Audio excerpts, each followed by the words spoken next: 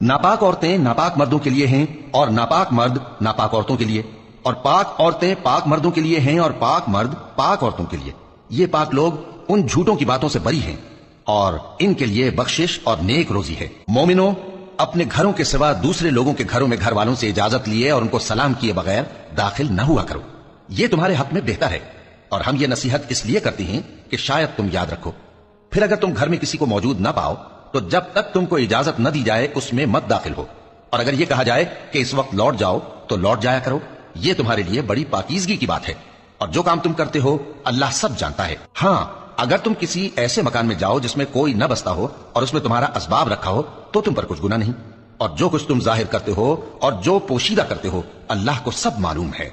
मोमिन मर्दों से कह दो कि अपनी नजरें नीची रखा करें और अपनी शर्मगाहों की हिफाजत किया करें।